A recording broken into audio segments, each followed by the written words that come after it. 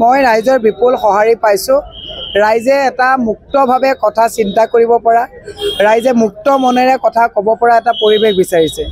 এতিয়া কথা ক'লে ভয় আৰু ভীতিগ্ৰস্ত কৰা হৈছে মানুহ।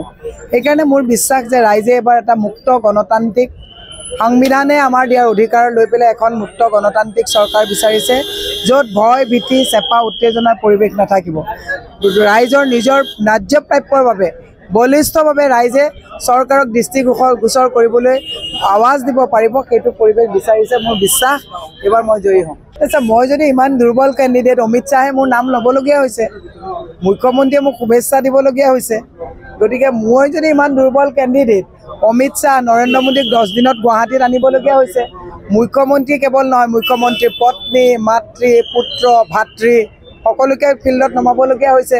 পীযুষ হাজৰিকা খঙত অগ্নিশৰ্মা হৈ মহিলাক ধাক্কা মাৰিবলগীয়া হৈছে।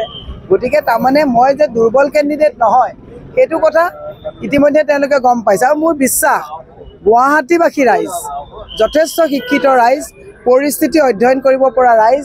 গুৱাহাটীবাসী ৰাইজে সিদ্ধান্ত লৈছে যে কেৱল অভাৰব্ৰিজ গুৱাহাটীৰ উন্নয়ন নহয়, অভাৰব্ৰিজৰ তলৰ পৰিৱেশ গুৱাহাটী ৰাইজে বুজিছে।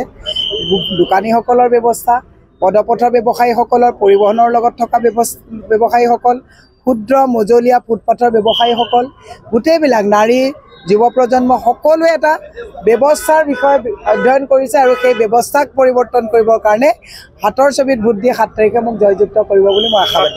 পানী প্ৰাণীৰ প্ৰাণ। গুৱাহাটীবাসী ৰাইজে পানীৰ অভাৱত ককবকাই থাকিবলগীয়া অৱস্থা হৈছে।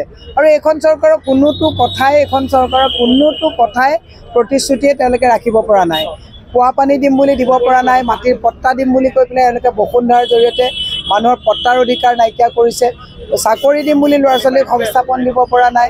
এনেকুৱা ভাৰাক্ৰান্ত এটা সমস্যাত গুৱাহাটী লোকসভা সমষ্টি জৰ্জৰিত। গতিকে মোৰ বিশ্বাস ৰাইজে এবাৰ 7 তাৰিখে EVM-ত 2 নম্বৰত মোৰ চিৰিয়েলি 2 নম্বৰত মোৰ চিম্বল আছে, তাত ভোট দি পেলাই মোক জয়যুক্ত কৰাব বুলি মই আশাবাদী। আৰু মই ৰাইজৰ অসুবিধা নোহোৱাকৈ এইবাৰ ভাবিছিলোঁ যে ৰেলী নকৰোঁ, কিন্তু ৰাইজে ফেচবুকত বা মোৰ দলীয় কৰ্মীয়ে ইমান লিখিছে যে নাই বাইদেউ আপুনি এটা ৰেলী কৰিব লাগিব, অলপ কষ্ট যদি অমিত শ্বাহ আহিলে, নৰেন্দ্ৰ মোদী আহিলে কষ্ট ৰাইজে কৰে, আপুনিও ৰেলী এটা কৰক। গতিকে মই আজি চিন্তা কৰিম ৰেলী কৰিম নে নকৰিম। মই ইমান ডাঙৰ একো ৰেলী ক'তো কৰা নাই। গতিকে মই আজি চিন্তা কৰিম, যদি ৰাইজৰ বা কৰ্মীৰ মনৰ যাতে উৎসাহটো নষ্ট হৈ নাযায়, গতিকে মই এটা ৰেলী কৰিবৰ কাৰণে পৰিকল্পনা আজি কৰিম।